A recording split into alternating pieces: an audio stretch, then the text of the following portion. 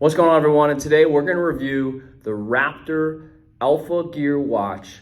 And this is a review for anyone out there who is looking for a smartwatch where they can get good health data like heart rate, pulsometer, GPS tracking, whether you're running and walking, sleep and recovery metrics at an affordable price. I have been somebody who's religiously worn G-Shocks, just basic analog G-Shocks, digital G-Shocks, where I didn't really have any of the data. So I was always taking my heart rate, doing this. And the biggest thing I wore a G-Shock was because I wanted something that I could wear whenever, not have to take off. I beat my watches up, I'm outdoors with them. I'm training them all the time. I'm throwing them on the ground in the gym. I'm leaving them placed on accident, losing them, finding them. So I didn't want to have to buy a watch and a smartwatch where it was just gonna break or I had to be gentle with it. And I came across the ALPHAGEAR and I figured I'd give it a shot. So we're gonna dive in today and I'm gonna tell you all about this watch, why I love this watch. Not only is it giving me the metrics of heart rate and pulsometer and sleep recovery metrics, which I think is pretty cool. It is just not only stylish and sleek, it has different face changes here, and I can change all the displays, but it is absolutely wonderful in terms of the comfort. I can wear it all the time, and more importantly, I don't have to worry about breaking it. The face is basically shatterproof, and it's just got a long battery life. I love it, and the best part about it, it's right around $125, $130 versus an Apple Watch, which I don't know is probably almost $1,000. Some of the Garmin's are out there, the same thing. So if you're somebody who just, doesn't necessarily care to pay for the big brand names and wants something that's quality and can stand up, this might be the watch for you. And I've been doing it now for a couple of weeks and I absolutely love it. So let's jump into the review, but real quick, if you guys want to check out these watches, you can go on down below in the links, and there's even a code for you guys to save some cash on your first one. Again, this is the Raptor watch that we're going to go over. I hopefully am going to be doing some other watch reviews for these guys, but this is a sponsored post, and I want to just thank them for sending this out there, and let's get to the review. So this is the first look here of the Raptor watch from ALPHAGEAR. Let's take a look real quick at the watch itself. Really nice design, super modern, super sleek. I love it because you can dress it up, dress it down. It's very clean looking, and that's what I was looking for. Nothing, too crazy. I really like the watch display. It's very bright and vibrant. You can change that. You can change even these face dials, as I'll show you later. They have an app that goes with this watch. So the strap itself is a silicone, really lightweight. I mean, coming from a G-Shock, I was really just looking for, I want to watch, do some things and do it well, and I can wear it whenever, so I don't want it to be too heavy and clunky. And this is actually a little lighter than my G-Shock, which I have the G-Shock there, which is great. I love the G-Shock.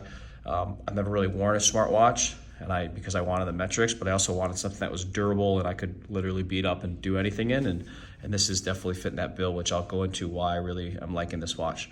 But real quick, back to the band here, silicone. So I don't have a massive wrist, but not a small wrist by any means. And it's got basically multiple sizes here that you can choose from. It's got your double stays, your belt stays, and your buckle.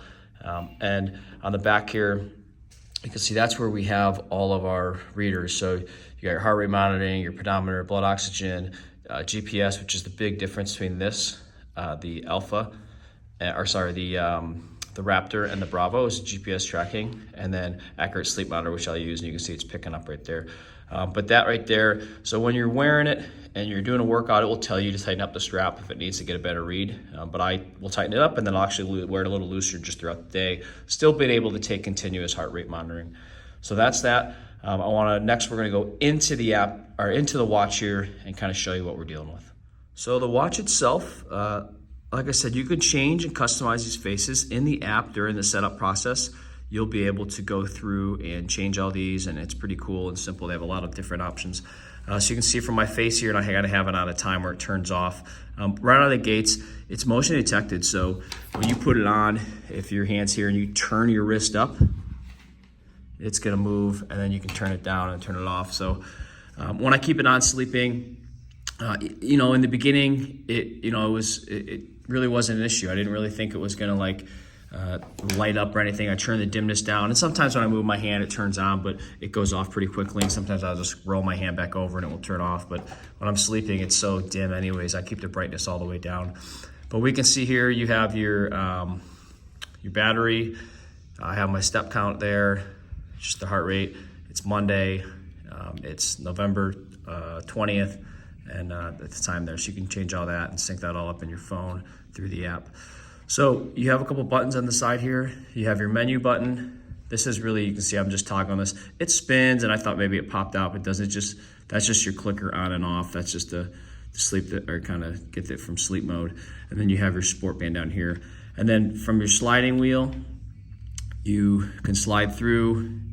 You can take your heart rate, or you can have it continuous. I continuously read it, and that's just a setting you can set up in your app. And again, you notice I'm kind of turning it always on. I have it on a 5-second sleep, so you can change that also as well. Actually, let's do this right now. Still kind of figuring out these buttons here. Watch faces, auto lock. There you go, let's try that. So right out of the gates, here's your home screen. When you slide it down, you can see your messages. You can go through.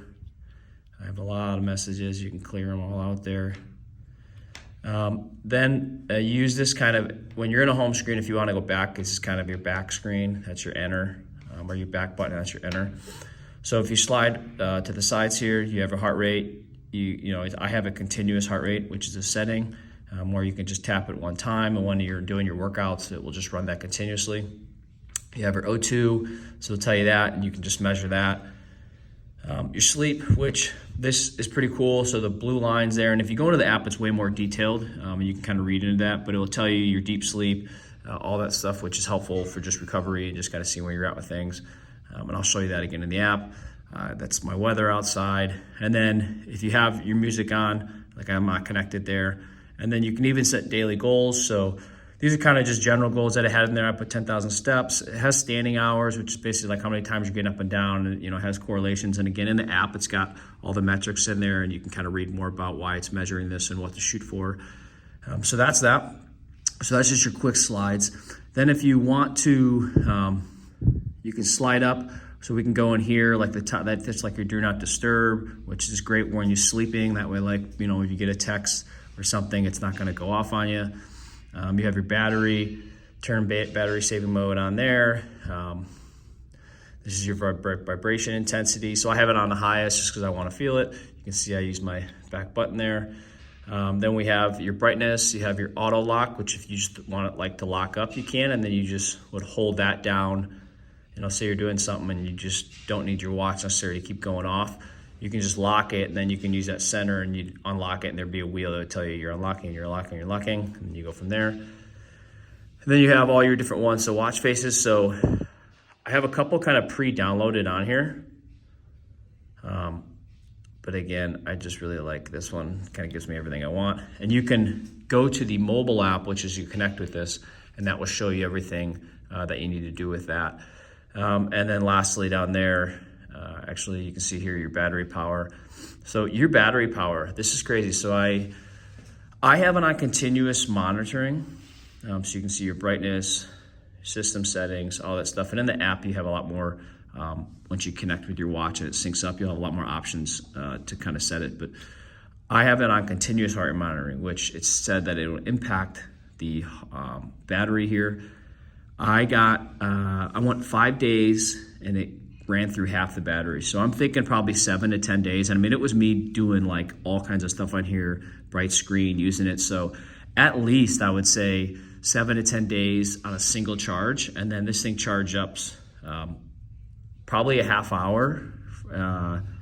When I got it, it was probably out of the box, it was like 20% battery, and it charged up fully in a half hour. So let's call it a half hour to 45 minutes is what it would need to fully charge. And if you were using it on its continuous setting, where you're continuously monitoring your heart rate and it's actually working.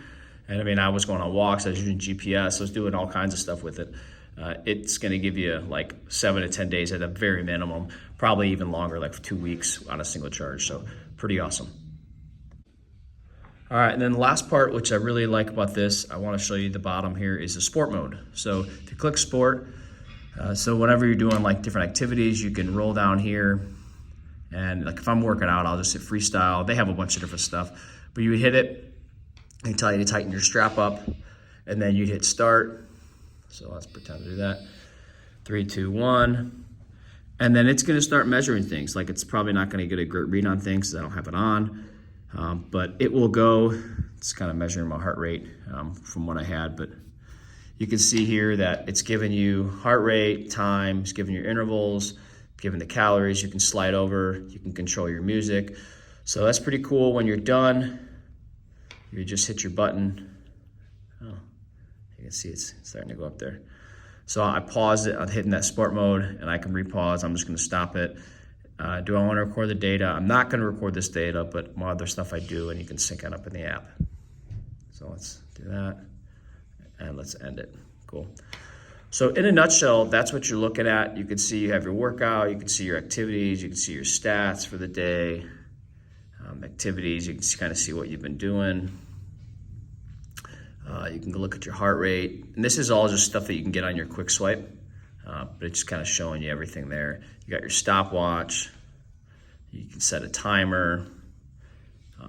I won't do it here because I'm using my phone to record this, but you can find your phone with it. And then one more thing here I want to show you, which is pretty cool, and I'm kind of still learning new things. I've had this for about a week or so, but if you go running, actually let's not do that.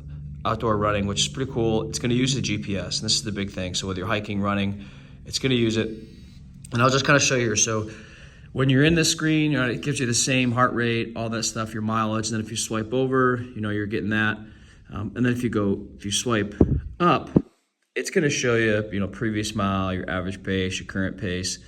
It will show you your calories, your cadence. You can see here these little side dots here. You can see that's telling you got your swipe screen. So it's telling you all kinds of cool stuff. So I've tested this out. I compared it with my wife's Apple Watch, and we've matched up and everything. So the GPS is similar to that in terms of the quality, and really it's tracking us. So again, current pace, all that stuff. It's great for getting all that mileage there.